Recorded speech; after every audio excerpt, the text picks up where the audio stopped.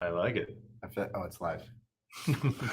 Welcome to Paving the Way podcast, episode 31. 31. We are horrible at this. My memory is the worst. Episode 31. Do your own research. Yes. Yeah. Watch them all and tell me which episode this is, please. And then send it in the messages. No, that was the first bullet. Do your own research. Oh, today we're going to talk to you about navigating the paving contractor selection process for commercial properties. I feel like this should be for any contractor, for anything, commercial, residential. I think you should do these same things.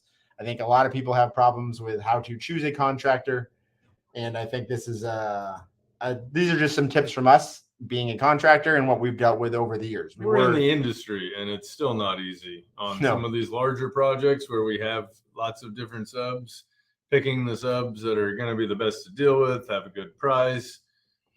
Who we worked with before. Yeah, I mean, we have the same problems with that when we're picking subcontractors. When we get bids from people we've never used before, and we got to kind of follow the same process. We've also been in residential, so I think these processes will work for residential contractors also. Yeah.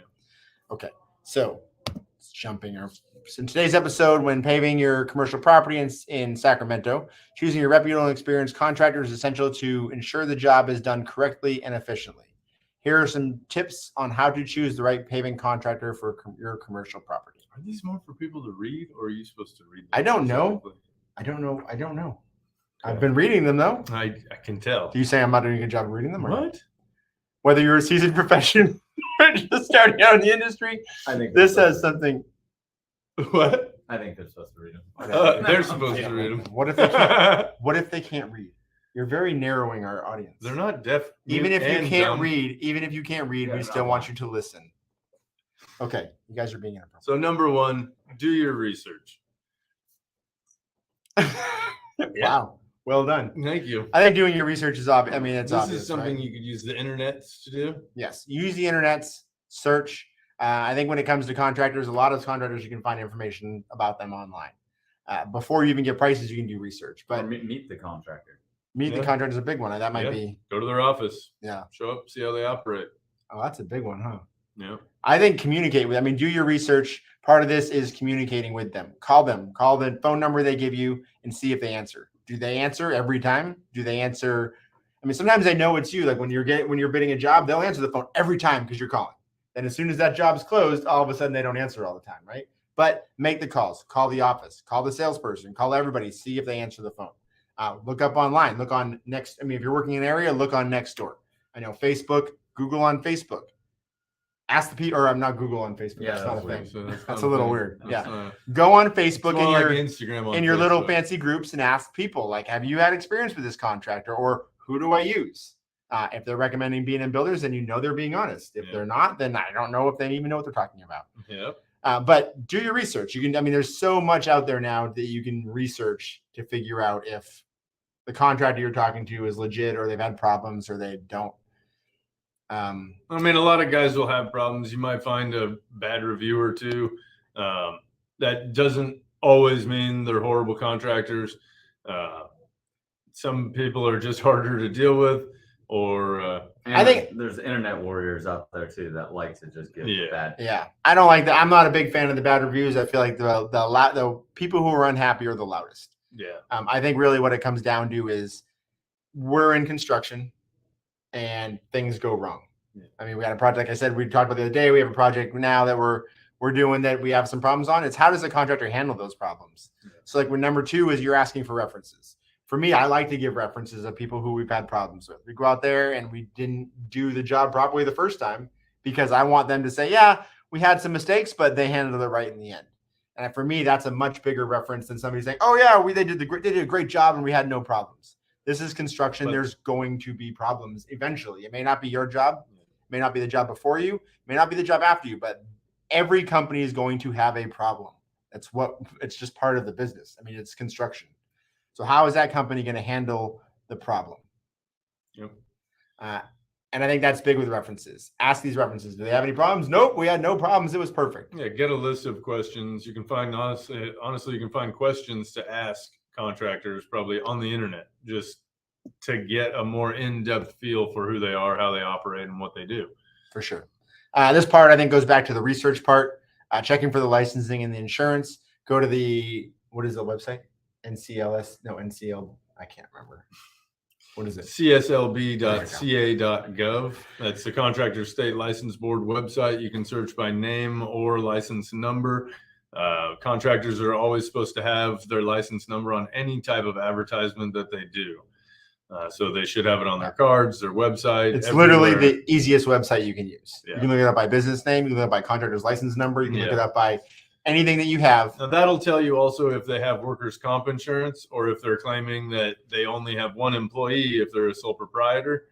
That is something you do want to watch out for. If it says on the CSLB that they are a sole proprietor and are not required to have workers' comp insurance, you want to make sure that if they're going to come to your house and pave, that they're going to do it all with one person. Because anybody else needs to be on workers' comp, and that is a very, very big deal when it comes to letting people onto your property to do projects for you. If they come on your property and hurt themselves and they weren't properly insured, that can fall back on you, and you can be on the hook for that. That was for a their very injuries. good bit of advice, I'll tell you that. Yeah. It's also a good sign, though, when someone says that they're a sole proprietor with no workman's comp, is they may just be resubbing your work out. They may be selling you a job and then having another contractor come in and do the work. That happens more than you would imagine. Yeah, they're just a salesperson who sells work and then sells it to somebody else. Yeah. So that's something to watch out for, because you can probably get better pricing if you had gone right to the person who was doing the work for you or a contractor who did. So I'm impressed, Pat. That was very knowledgeable. Getting multiple quotes. Sorry to fall back on the other thing. We carry crazy insurance policies to protect you and protect ourselves. We've had these policies over the years. We've never had a lapse in coverage, and as we've gotten larger and larger and take on bigger projects, we've got insurance that is just through the roof to protect ourselves and protect the people that we're working with. For sure. And it's really important. People think it's not important, but really when they're on your property, it's super important. Getting multiple quotes. For me, this is kind of number one, right? You meet somebody, you think they're the greatest thing, they give you a quote, you're like, oh, wow. Then you get another quote and it's half the price or double the price. I mean, it can kind of go either way. Yeah. I think getting multiple quotes, even when I've done work in my house and I haven't gotten multiple quotes. I get one and I stick with a guy, and then later on I'm like, what was I thinking? Well, kind of what you just said too ties to the next bullet, which is looking over the scope of their project. You want to get quotes from lots of different people, and as you get them, I would recommend you get at least 3 quotes. As you get them, you want to verify what they're actually doing. Are they both bidding 2.5 inches of asphalt? Are they both bidding to rework the subgrade? Are they both bidding the same amount of square footage? Are they going to come in and are they going to be doing anything else? You want to make sure that you're comparing apples to apples, not apples to oranges, because there can be a huge gap in pricing if you're comparing apples to oranges. And really, I think it's a big thing of reading those scopes, right? Because it can be when it comes to asphalt especially, it can become very confusing. I know that we've seen bids that come through and they say 2 inches of compacted asphalt versus 2 inches of uncompacted asphalt. Or just 2 inches of asphalt, and they don't mention whether it's compacted or uncompacted. Because that can be very confusing. If you're talking about 2 inches of compacted asphalt, that's actually putting down about 2.5 to 2 3/4 inches of asphalt, where 2 inches of asphalt or uncompacted asphalt could be just 2 inches of asphalt. It'll be 2 inches compacted down to closer to 1.5 inches, if not less. Which, those numbers can be astronomically different if that's what you're looking at. And another good reason to get multiple quotes is multiple contractors have different ideas. So it gives you the opportunity to write down your questions. Yeah. Talk to the other contractors that you're getting quotes from. Why does this guy want to do this? Why aren't you doing this? And it kind of ties back in that, people bidding apples to apples. Yeah. And you can gain knowledge from what each contractor says. It gives you a conversation with your other contractors that you're working with, and it helps you make a better decision and get the best product that you can get. Definitely. And I think kind of what Austin's pointing out too is sometimes you come up with ideas that weren't what you. Yeah, I know. Sure. Well, you can come across projects where one contractor will say, "I need to remove and replace this entire parking lot. Here's the price." And the next contractor might say, "Oh no, this is salvageable. We can just do an overlay on this." And then you'll see some where we could do an overlay as long as we put fiber into the mix that makes it a lot stronger. So I do really like that idea of getting different contractors there to get different ideas and make sure you're getting the best product for the amount of money that you're spending. I think a big thing on that too is making yourself an expert on what you're doing, right? I mean, and I kind of relate this to when I was buying a ring for my wife when it came to diamonds, and I didn't know anything about diamonds. And I think Pat and I kind of were going through the similar points, but I kind of learned everything I could to learn. Like what numbers are important, what matters, like what are the big things to what we're talking about. Yeah. And it kind of comes down to that with asphalt. And the more people you meet with, the more you're going to learn, the more you're going to understand, you're going to know. This comes down to the research, but for me, your best research is going to be talking to these contractors that are out there. The ones that don't want to give you facts or information or kind of breezing you over are the ones that you're probably not going to find to be as honest. The ones who are telling you exactly what the problem is. Hey, look at this whole area. This area is going to be a problem.